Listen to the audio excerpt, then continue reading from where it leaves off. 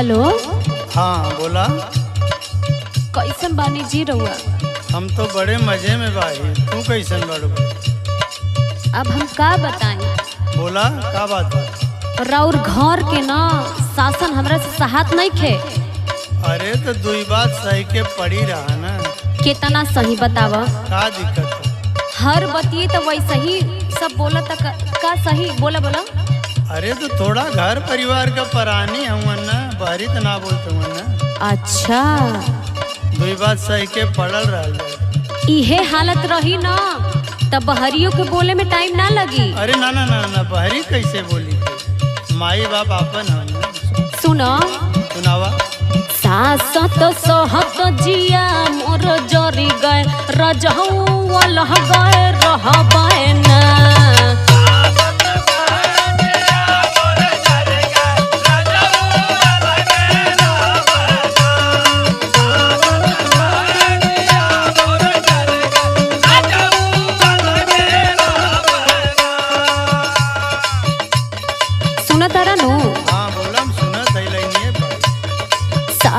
तो सहत जिया मोर जरी गए रजाऊ अलह गए रहबे ना।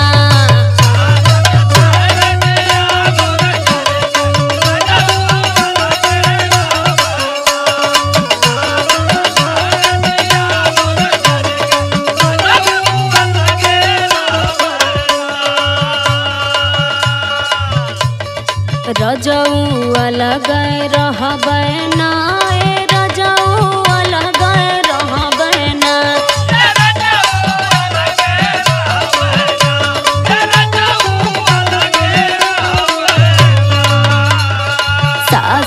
सहत जिया मोर जोरी गए राजाऊ अलग गए रहबे ना।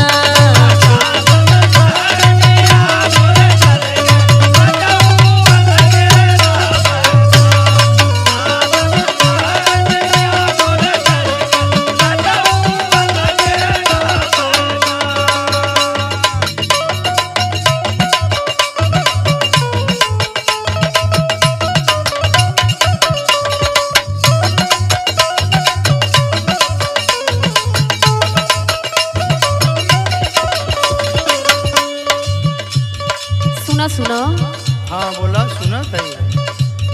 सासू डांट ननद गरियावे तोह से फोन पे लहरा लगावे।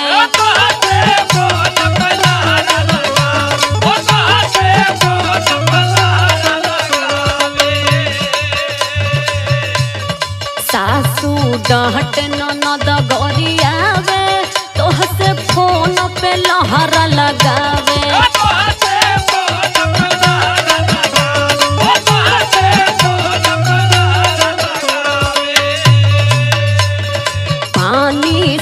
से ऊपर बही गए रजाऊ अलह गए रहबे ना।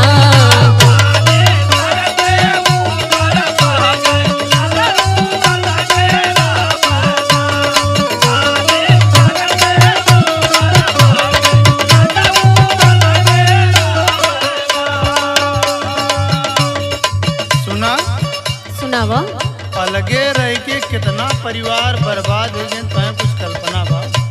जवन मजा एक में रही के बा वो मजा अलगा में ना बा।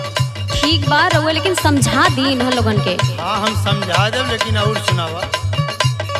जेठ जेठानी मौज उड़ावे हमके खेती में खटावे।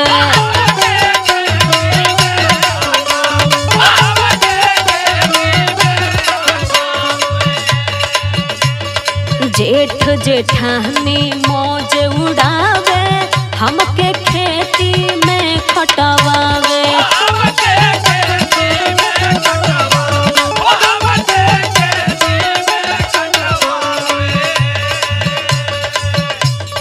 साथे रही के जीव मोर भरी गए रजाऊ अलह गए रहबे ना।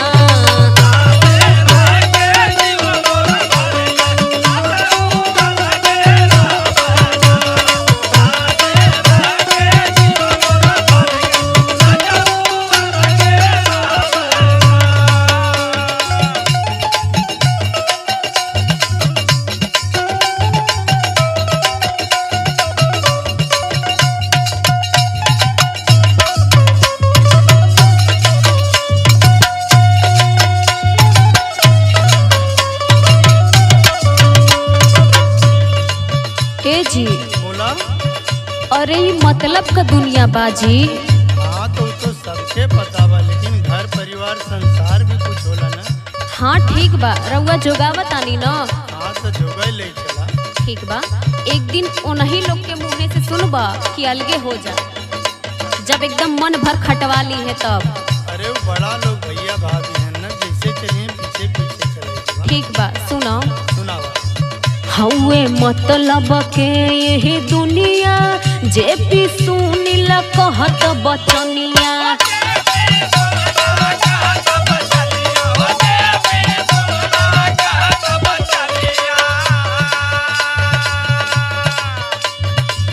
हौवे मतलब के यही दुनिया, जे पी सुनिल कहत बचनिया।